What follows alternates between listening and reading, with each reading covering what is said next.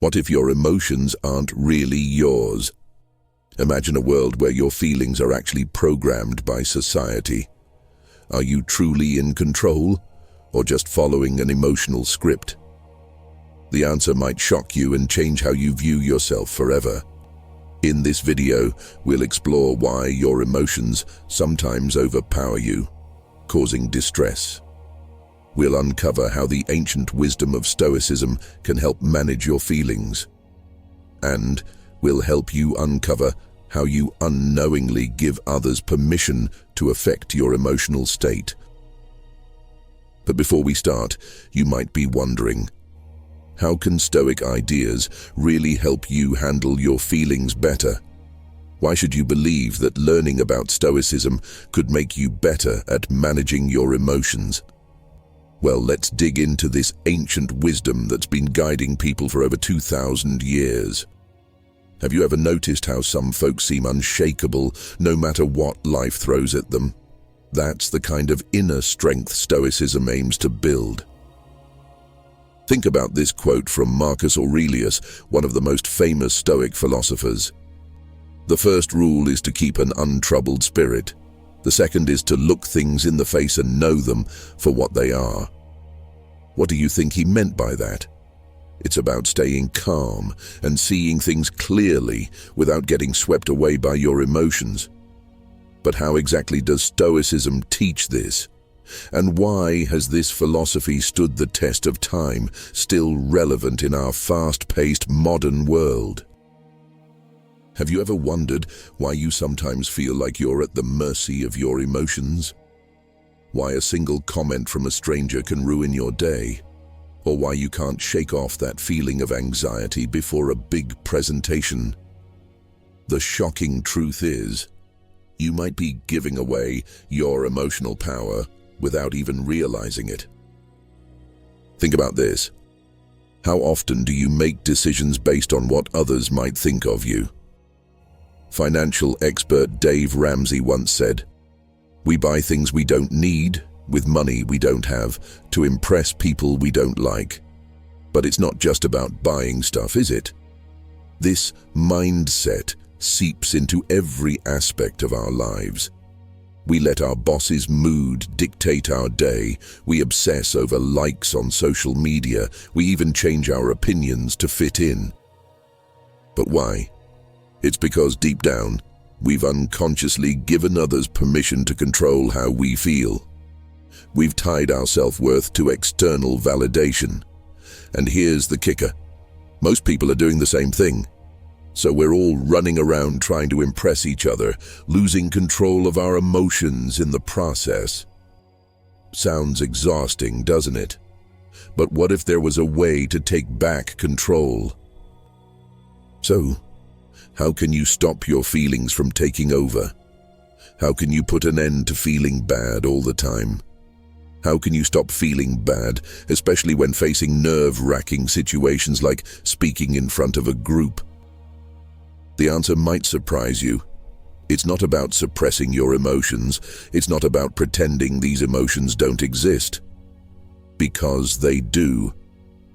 Instead, it's about changing your perspective on what you can and can't control. Instead of trying to calm down, try reframing your anxiety as excitement. Sounds counterintuitive, right? But think about it. Anxiety and excitement are physiologically similar. Your heart races, your palms sweat. The only difference is how you interpret these sensations. As the Stoic philosopher Epictetus said, "It's not what happens to you, but how you react to it that matters." So the next time you're facing a crowd, instead of telling yourself to relax, try saying, "I'm excited for this opportunity." Here's another practice that might sound strange at first. Start paying attention to your judgments. Every time you feel upset, ask yourself, what judgment am I making about this situation? You see, the Stoic philosopher Epictetus once said, "People are not disturbed by things, but by the views they take of them." Think about that for a moment. Could it be that your feelings aren't caused by events themselves, but by how you're interpreting those events? Another Stoic, Marcus Aurelius, put it this way: "You have power over your mind, not outside events. Realize this, and you will find strength." But how exactly can you put this into practice? And what does it mean for your day-to-day life?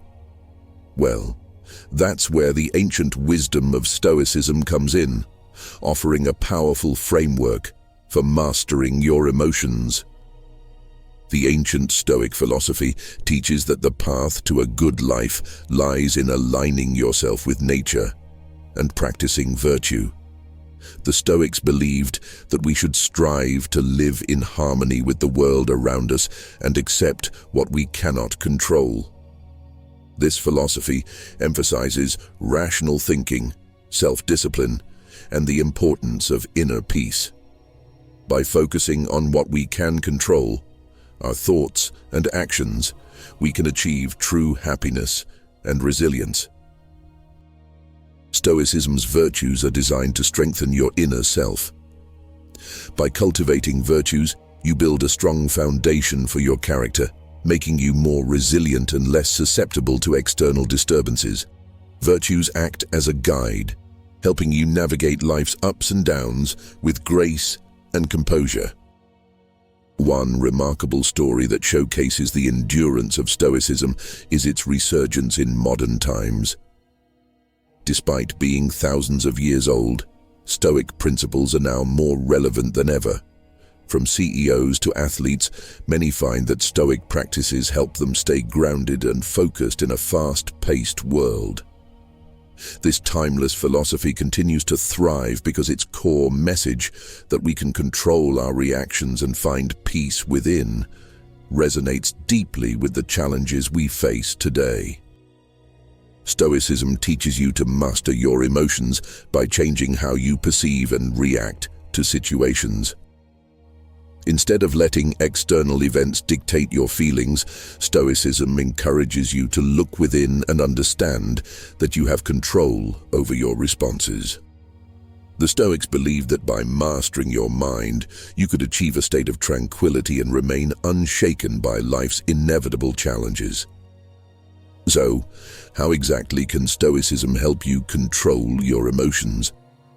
Well, it's not about suppressing your feelings, but about changing your perspective on what you can and can't control. Have you ever considered that your emotional reactions might be a choice? Here's a Stoic practice that might surprise you: negative visualization. Instead of always hoping for the best, try imagining the worst that could happen. Sounds pessimistic, right? But here's the twist: by doing this, you're actually preparing yourself mentally for challenges and appreciating what you have right now. As the Stoic philosopher Seneca said, "He who fears he will suffer already suffers from his fear." Think about it. How often do you worry about things that never actually happen? Another Stoic, Marcus Aurelius, advised, "You have power over your mind, not outside events. Realize this and you will find strength." By focusing on what you can control, your thoughts and reactions, rather than external events, you're taking back the reins of your emotional life. In conclusion, Stoicism offers a powerful toolkit for managing your emotions. By reframing anxiety as excitement, practicing negative visualization, and focusing on what you can control, you're no longer at the mercy of external events or other people's opinions. Remember, your feelings are shaped by your perceptions and judgments, not by events themselves. So next time you're faced with a challenging situation, pause and ask yourself, am I choosing to let this affect me? Because ultimately, nobody can make you feel bad without your permission. You've unlocked the power of Stoicism, but how do you make it a lasting part of your life? Stoicism isn't a one-time fix. Daily rituals are the key to embedding Stoic principles into your everyday routine. The next video, 10 Stoic Rituals for Modern Life, provides a blueprint for daily Stoic practice. Hit subscribe and the bell to learn how to make Stoicism a lifelong companion for emotional mastery.